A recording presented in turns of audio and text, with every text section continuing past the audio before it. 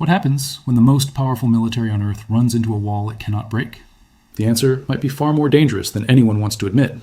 If you value clear-eyed analysis in a world full of noise, please hit the like button, subscribe to the channel, and share this video with someone who needs to understand the bigger picture. We are living through a moment that historians will likely study for decades. There is a growing sense of confusion surrounding the strategic direction of the United States. It feels like the leadership is searching for a way out of a situation they did not fully understand when they entered it. Recent reports suggest a pattern of behavior that is deeply concerning for stability in the Middle East and beyond. We are seeing threats of massive escalation followed by sudden withdrawals. We are seeing promises of victory that vanish when faced with reality. This is not just about one leader or one decision. It is about a fundamental mismatch between what was promised and what is possible. The situation began with a massive air campaign. It was supposed to be decisive. It was supposed to end quickly. But instead of a clear victory, what emerged was a stalemate that has slowly turned into a strategic defeat. The initial strikes lasted for weeks. They were intended to cripple the adversary's ability to fight back. Yet, when the smoke cleared, the opposing force was still standing. They were still capable of launching attacks. They were still controlling the critical choke points of the region. This failure forced a change in tactics. A ceasefire was declared. But a ceasefire without a victory is just a pause before the next crisis. Since that pause began, the strategy has shifted constantly. One day the rhetoric is tough, the next day the rhetoric is soft. This inconsistency sends a signal to the world. It tells allies that protection is uncertain. It tells adversaries that patience is a weapon. When an opponent sees you hesitating, they do not back down. They press harder. They know that time is working in their favor. Every day the conflict continues, the leverage shifts. The United States is burning through resources. The adversary is conserving theirs. This is the classic trap of a war without a clear end goal. You spend blood and treasure hoping something will change, but nothing does. The leadership finds itself trapped. To escalate further risks a much wider war. To de-escalate looks like surrender. So they remain in the middle. They threaten action, but do not follow through. They demand deals, but refuse to accept the terms required to make them work. This cycle creates a vacuum of power. Nature abhors a vacuum, and in geopolitics, other powers rush to fill it. Regional actors are watching closely. They are adjusting their own strategies based on what they see. If the dominant power looks weak, others will become more bold. We are already seeing signs of this. Attacks on shipping lanes are increasing. Proxies are testing boundaries. Allies are beginning to question whether they should rely on external protection or build their own defenses. This erosion of trust is hard to repair. Once credibility is lost, it takes years to get it back. And, in a fast-moving world, years are a luxury we do not have. The economic implications are just as severe as the military ones. War is expensive, but a stalled war is even worse. It drains the budget without producing results. It keeps uncertainty high. Markets hate uncertainty. When investors do not know if oil supplies will be cut off, prices go up.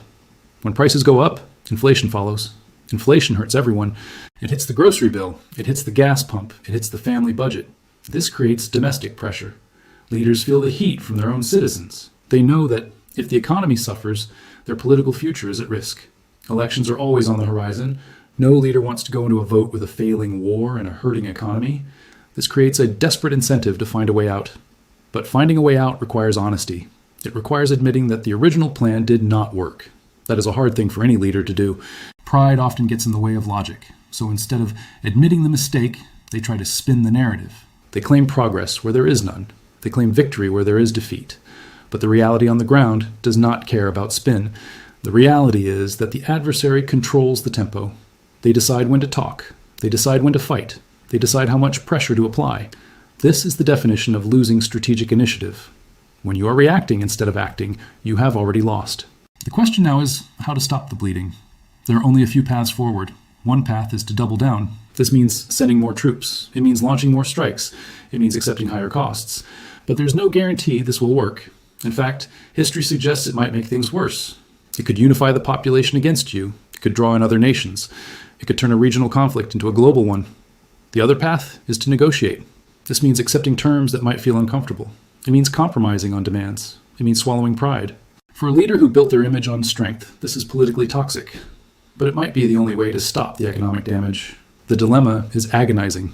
Stay and fight a war you cannot win, or leave and admit you were wrong. Neither option is good. Both options carry heavy costs. This is why the decision-making process has become so chaotic. You see threats one week and peace talks the next. You see mobilization one day and withdrawal the next. It looks like panic. And when leadership looks like panic, confidence evaporates. The military advisors know this. The intelligence agencies know this. But their warnings are often ignored. When the decision to start the conflict was made, there were voices of caution. They pointed out the risks. They highlighted the difficulties. They warned about the consequences of closing critical waterways. These warnings were dismissed. The belief was that shock and awe would be enough. The belief was that the adversary would collapse quickly. That belief was wrong. Now the bill has come due. The military is running low on certain munitions. The defenses are stretched thin. Protecting every ship and every base is impossible. The adversary knows this. They only need to succeed once. The defender must succeed every time. This asymmetry favors the attacker in a long conflict. And this conflict has become long. It has dragged on far past the initial expectations. The public was told it would be short. It was told it would be clean. Instead, it is messy and enduring. This gap between expectation and reality breeds cynicism. People stop trusting the official story. They look for other sources of information. They begin to question the competence of those in charge. This internal division is a gift to any opponent. It weakens the resolve of the nation. It makes it harder to sustain the effort required to win. But winning was never really on the table, not in the way it was described. The objectives were too broad. The means were too limited. You cannot change a regime with airstrikes alone. You cannot force surrender without ground troops. And nobody wants to send ground troops. So you are left with a half measure. A half-measure war produces half-measure results. It creates enough anger to ensure resistance, but it does not create enough pressure to ensure compliance. It is the worst of both worlds. You get the cost of war without the benefit of peace. This is the trap that has been sprung, and escaping it requires a level of honesty that is rare in politics. It requires looking in the mirror and admitting failure. Only then can a new strategy be built. But as long as the denial continues, the flailing will continue. The threats will continue, the backtracking will continue, and the risk of a miscalculation grows every single day. One wrong move could spark a fire that cannot be put out. One misunderstood signal could lead to escalation that nobody wants. We are walking on a razor's edge. The margin for error is zero. Yet the leadership seems to be stumbling in the dark. They are hoping for a deal that saves face, but the other side has no reason to give them one. Why would they offer a lifeline to someone who is drowning? They will wait. They will let the pressure build. They know that time is their ally. This is a cold calculation. It is ruthless, but it is effective.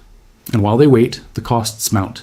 The economic strain increases, the political pressure builds. The credibility fades. This is not just a problem for one administration. It is a problem for the nation. It affects how the world sees us for generations. It affects the security of our allies. It affects the stability of the global economy. The ripple effects are vast. A conflict in the Middle East is never just local. It touches energy markets everywhere. It touches shipping routes everywhere. It touches security alliances everywhere. When the center cannot hold, the edges begin to fray. We are seeing that fraying now. Partners are hedging their bets. They are looking for other security guarantees. They are diversifying their energy sources. They are preparing for a world where the old order is weaker. This shift is happening quietly, but it is happening. And once these shifts are made, they are hard to reverse. Trust is like a mirror. Once it is broken, you can fix it, but you will always see the crack. The same is true for a geopolitical trust. Once allies doubt your commitment, they act differently. They become more independent. They become less reliable. This fragmentation makes the world more dangerous. It makes conflicts more likely. It makes cooperation harder. We are entering a period of higher risk. The rules of the past are fading. The norms of behavior are changing. Might is making right again. And in that environment, confusion is deadly. Clarity is safety, but clarity is missing. The messages are mixed. The actions are contradictory. This creates a fog that everyone has to navigate. And in the fog, accidents happen. Ships get intercepted. Missiles get launched. Lines get crossed. Each incident raises the temperature. Each incident makes the next one more likely. We are in a feedback loop of escalation. It is hard to break out of it. It requires someone to step back. It requires someone to lower the volume. But when both sides feel backed into a corner, stepping back looks like weakness.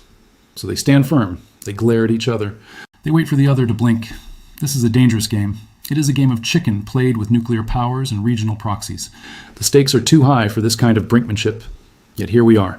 The strategy is unclear. The goals are shifting. The end is nowhere in sight. This is the reality we must face. It is uncomfortable. It is scary. But ignoring it will not make it go away. We need to understand how we got here. We need to understand the decisions that led to this point. We need to understand how we got here. We need to understand the decisions that led to this point. We need to hold leadership accountable for the gaps between promise and performance. Without that accountability, nothing changes. The same mistakes get made again. The same traps get sprung again. And the cost is paid by the people who pay higher prices. the people who send their children to fight, the people who live with the fear of instability. They deserve better. They deserve a strategy that makes sense. They deserve leaders who tell the truth. They deserve a path that leads to peace, not just a pause in the fighting. Until that happens, the tension will remain, the questions will remain, and the risk will remain. We are watching a superpower struggle to find its footing. It is a humbling sight. It is a warning sign, and it is a call to pay attention. Because what happens next will define the future. It will define the balance of power. It will define the security of the next generation. We cannot afford to look away. We cannot afford to pretend everything is normal. Everything is not normal. The rules have changed. The landscape has shifted. And we are standing on ground that is less stable than it was before. This is the moment for clarity. This is the moment for hard questions.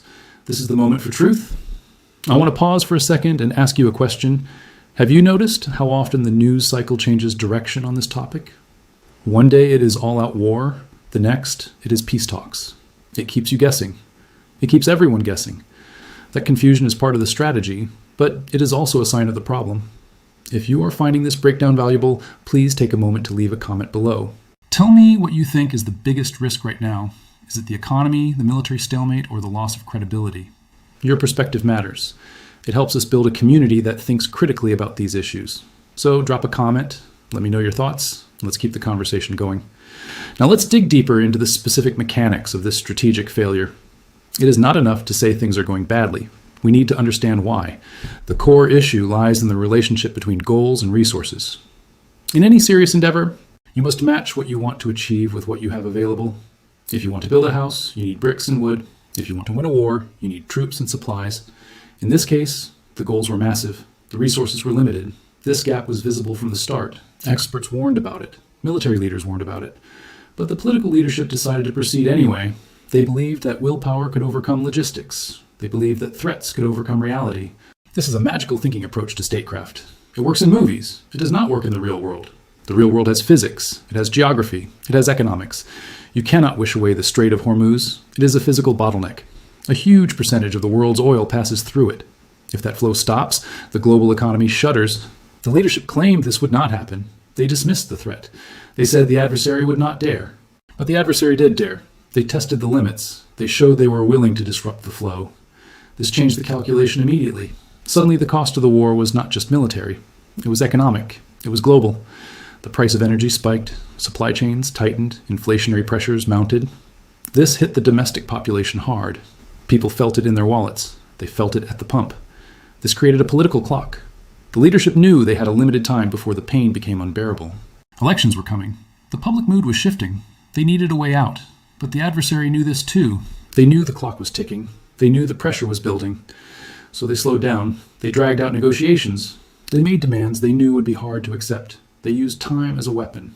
This is sophisticated strategy. It is patient. IT is calculated. It exploits the weaknesses of the opponent.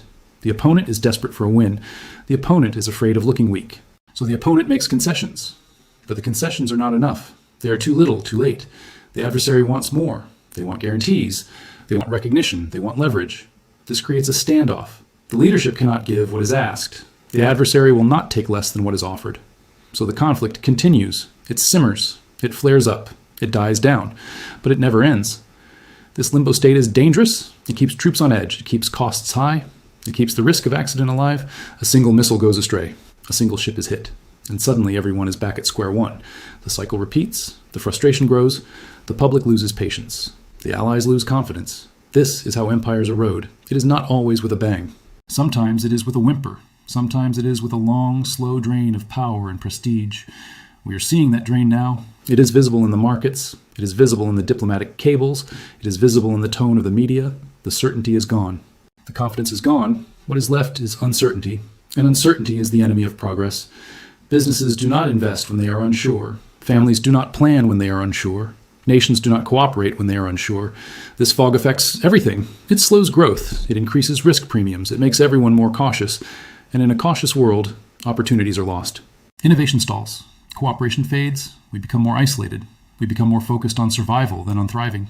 This is the hidden cost of strategic failure. It is not just the money spent on bombs. It is the future that is lost. It is the potential that is wasted. It is the trust that is broken. And trust is the currency of international relations. Without it, you have nothing. You cannot build alliances without trust. You cannot enforce agreements without trust. You cannot lead without trust. Once you spend that currency, you cannot easily earn it back. It takes consistent action over years. It requires keeping promises. It requires showing up when it is hard. It requires telling the truth even when it hurts. This administration has struggled with all of these things. The promises were broken. The presence was inconsistent. The truth was obscured. So the currency is depleted. The account is overdrawn. Now when they try to buy cooperation, nobody is selling. Allies want guarantees they cannot get. Adversaries want concessions they cannot give. The leadership is stuck in the middle. They are trying to bridge a gap that is too wide. They are trying to build a bridge with no materials. It is an impossible task. Yet they keep trying. They keep announcing initiatives. They keep proposing frameworks, but nobody believes them. The words ring hollow. The actions do not match. This disconnect is fatal for strategy. Strategy requires alignment. Words and deeds must match. Intent and capability must match. When they do not, you get confusion, you get mixed signals, you get miscalculation, and miscalculation leads to war. Not the war you planned, but the war you get. This is the war we are in now. It was not the war that was promised. It is a messy, grinding conflict with no clear end. It is consuming resources. It is consuming attention. It is consuming political capital. And for what? The original goals are out of reach. The regime is still there. The capabilities are still there. The threat is still there. Nothing has fundamentally changed, except the cost. The cost has gone up. The risk has gone up. The stability has gone down. This is the definition of a bad deal. It is a deal where you pay more and get less, and yet the leadership continues to pursue it. They hope that somehow things will turn around. They hope for a miracle. But strategy is not about hope.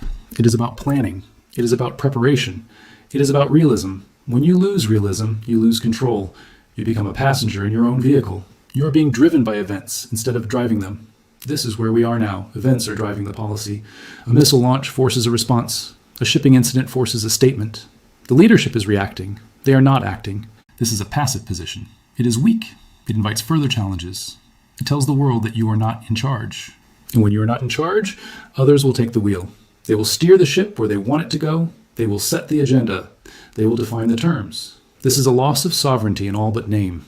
You are still independent, but you are no longer free. You are constrained by the consequences of your own mistakes. You are trapped by the narrative you created. You are bound by the promises you made. Breaking free requires courage. It requires admitting the error. It requires changing course. But changing course is hard. It admits failure. It invites criticism. It opens old wounds. So the temptation is to stay the course, to hope it gets better, to wait for a breakthrough. But breakthroughs do not happen in stalemates. Stalemates only end when one side collapses or one side concedes. Neither side is collapsing, so one side must concede. The question is which one, and what will they have to give up to make it happen? The answers to these questions will shape the next decade. They will shape the security architecture of the region. They will shape the economic outlook for the world. They will shape the legacy of the leadership. This is why it matters. This is why we must pay attention. This is not just news, it is history in the making. And it is not going the way anyone predicted. It is going off the rails. It is becoming unpredictable. And in a nuclear world, unpredictability is the greatest danger of all. We need stability. We need clarity. We need a return to rational statecraft. But that requires a change in mindset. It requires putting strategy before politics. It requires putting long-term security before short-term gains. It requires putting truth before comfort. These are hard things to do, but they are necessary things to do. If we do not do them, the drift will continue. The decay will continue. The risk will continue. And one day, the bill will come due in a way we cannot pay. We are nearing that point. The warning signs are flashing. The indicators are red. The time for action is now. Not tomorrow, not next year. Now, because the window is closing. The options are shrinking. The margin for error is gone. We must choose wisely. We must choose carefully. We must choose truth. Let us conclude by looking at the path ahead. What happens when the current strategy finally collapses? Because all strategies eventually face a reckoning. The question is whether that reckoning is managed or chaotic. A managed reckoning involves a negotiated settlement. It involves a face-saving exit. It involves a return to the status quo ante. This is the best-case scenario. It is not a victory. But it is not a disaster. It is a way to stop the bleeding. It allows everyone to claim they achieved something.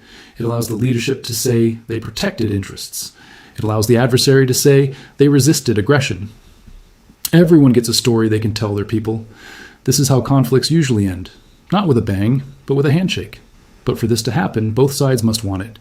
Right now, one side wants it desperately. The other side is in no hurry. They are winning by waiting. They are gaining leverage every day. Why would they stop? Why would they agree to a deal now when they can get a better deal later? This is the crux of the problem. The incentives are misaligned. The side that needs peace the most has the least power to demand it. The side that can afford war the most has the most power to dictate terms. This imbalance makes the deal difficult. It makes it likely that any deal will be skewed. It will favor the patient party. It will disadvantage the desperate party. This is a hard pill to swallow. It means accepting losses. It means accepting limitations. It means accepting a reduced role in the region. For a superpower, this is a humbling experience. It requires a redefinition of identity. It requires admitting that you are not omnipotent. You cannot fix everything. You cannot control everything. You cannot win every war. This is a mature view of power, but maturity is often lacking in moments of crisis. Pride takes over. Ego takes over. The desire to look strong overrides the need to be smart. So the conflict drags on. The costs accumulate. The damage spreads. And the eventual settlement becomes harder to reach. Because every day of fighting creates new grievances. Every day of fighting creates new martyrs. Every day of fighting creates new reasons to hate. This makes the peace harder to keep. Even if a deal is signed, the underlying anger remains. It simmers beneath the surface. It waits for a spark. This is the legacy of unnecessary wars. They do not end when the shooting stops. They end when the hatred fades. And that takes generations. We are planting seeds of future conflict right now. We are creating the conditions for the next crisis. We are storing up trouble for our children. This is the true cost of strategic failure. It is not measured in dollars. It is measured in lives. It is measured in stability. It is measured in peace. We are spending our peace to buy an illusion of victory. And when the illusion fades, we are left with the bill. The bill is huge. The bill is lasting. The bill is painful. We must ask ourselves if it was worth it. Was the goal worth the cost? Was the risk worth the reward? The answer seems to be no. The goals were unrealistic. The costs were underestimated. The risks were ignored. This is a failure of imagination. It is a failure of humility. It is a failure of leadership. And we are all paying the price. The economy feels it. The security feels it. The morale feels it. We are a nation tired of endless conflict. We are a nation wary of empty promises. We want a strategy that works. We want a future that is secure. We want leaders who tell us the truth. This is not too much to ask. It is the bare minimum. But it is missing. And until it returns, we will remain in this danger zone. We will remain on the edge. We will remain uncertain. The world is watching.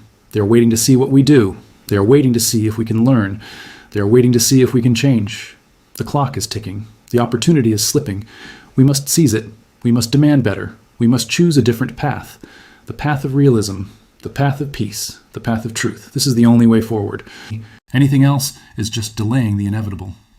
And the inevitable is not something we want to face unprepared. We need to be ready. We need to be smart. We need to be united. The challenges are great, but so is our potential. If we can face this moment with honesty, we can recover, we can rebuild, we can restore trust. But it starts with admitting where we are. It starts with looking at the map and seeing the dead ends. It starts with turning the car around before we run out of gas. We are not out of gas yet, but we are close. The warning light is on. The engine is sputtering. We need to pull over. We need to check the map. We need to find a new route. This is not surrender. This is survival. This is wisdom. This is the only way to ensure that the future is better than the past. We owe it to ourselves. We owe it to our allies. We owe it to the world. The time for games is over. The time for truth is now. Let us choose wisely. Let us choose well. Let us choose peace.